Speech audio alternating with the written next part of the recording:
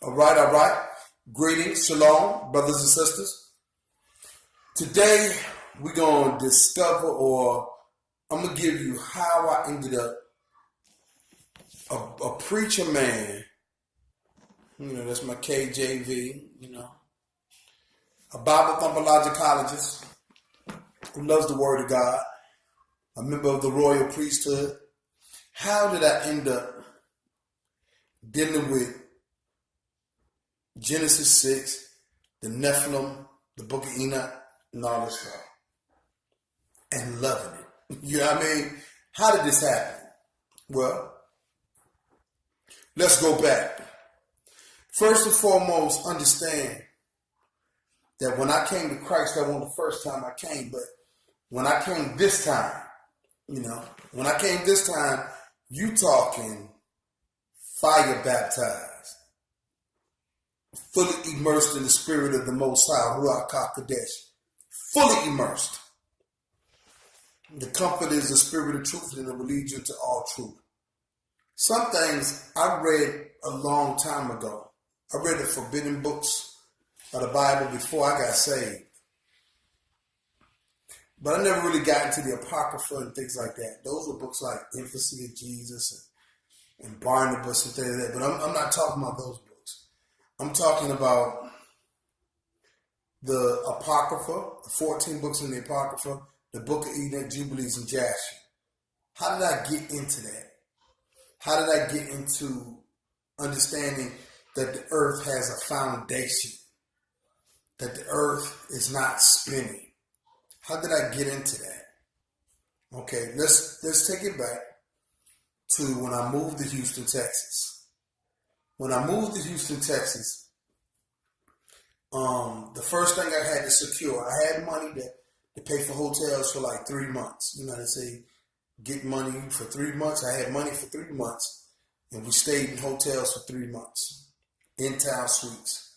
And they had a kitchen, full-size refrigerator, and the kids, we all stayed in one room in there while we secured jobs.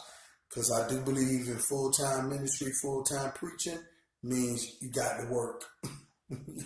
So I'm not here to be, I'm not mad at people staying on the corner and beg for money, but until I start my own business, I'm going to work. So my wife, she had already transferred. Her job had started. So the first thing I knew to do is not try to get no crazy job, my major, anything like that. I went and got training, because in Texas you have to have a security guard license. So I got non-commissioned and a commission to carry a weapon. I went and got that training, paid a little money, didn't cost much. Had a good trainer and landed a job with Allied Barton at FedEx. Now, the job that I landed, that I worked for 6 months, was at a construction site, working from 6 p.m. to 6 a.m., 3 days. And then one day, on Sunday morning, I worked from 6 a.m. in the morning to 6 p.m. 6 months. 6 months basically outside, because it was a FedEx bill, hadn't been built yet. Just the foundation and the frame. It was a metal frame. So I'm out there every day, and month by month, I start observing the sun. I started watching the sun rising. I started watching the moon moving across the sky, and I would watch it, 4 days a week, sometimes 5 if I worked the extra day.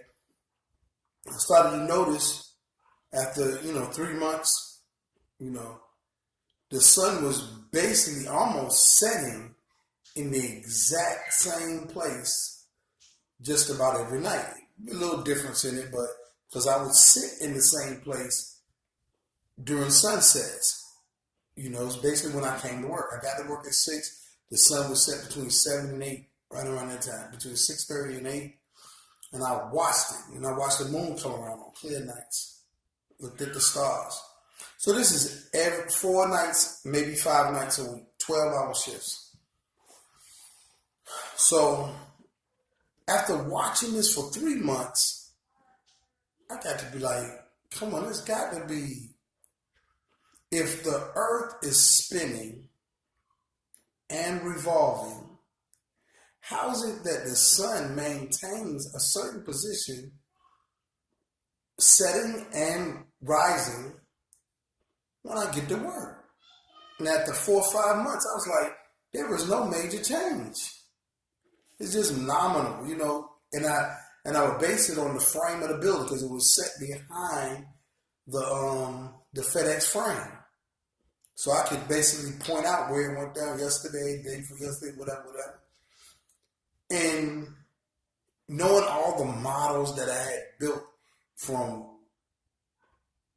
nursery school, elementary school, middle school, high school, all the videos I watched of the solar system and the magnificent graphics that I've seen of beautiful Milky Way and,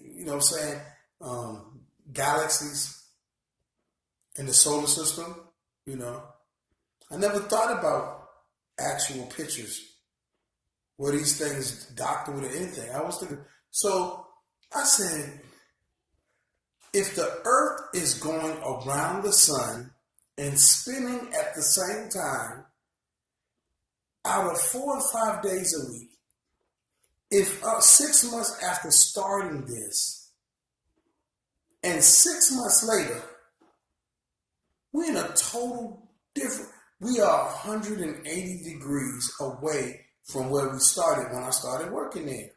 February, March, April, May, June, July, August, September. At the end of September, the beginning of October, a half a year later, we should be halfway around the sun.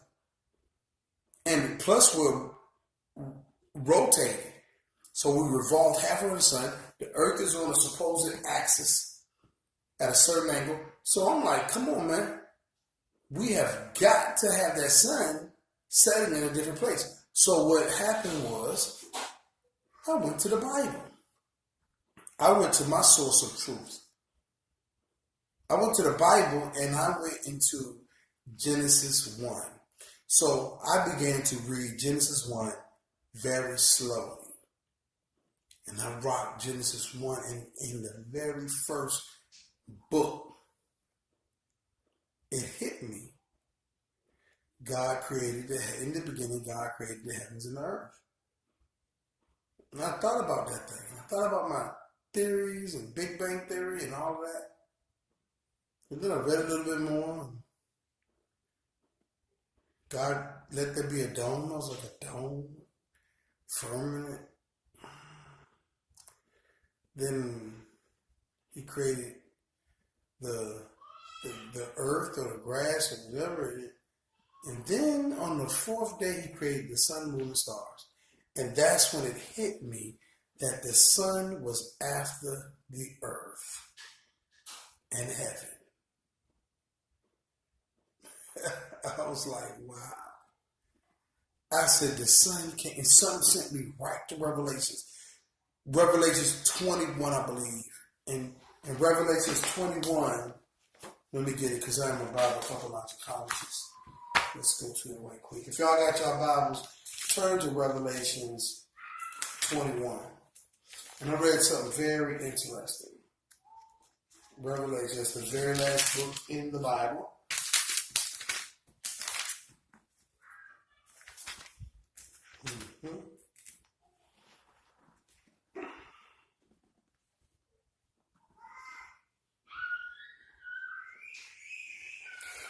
Yes, chapter 21. And I saw a new heaven and a new earth, for the first heaven and the first earth were passed away, and there was no more sea. And I, John, saw a holy city, New Jerusalem, coming down from God out of heaven, prepared as a bride adorned for her husband. And I heard a great voice out of heaven saying, Behold, the tabernacle of God is with men, and he will dwell with them, and they shall be his people, and God himself shall be with them, and be their God. And God shall wipe away their tears from their eyes, and there shall be no more death, neither sorrow, nor crying, neither shall there be any more pain, for the former things are passed away.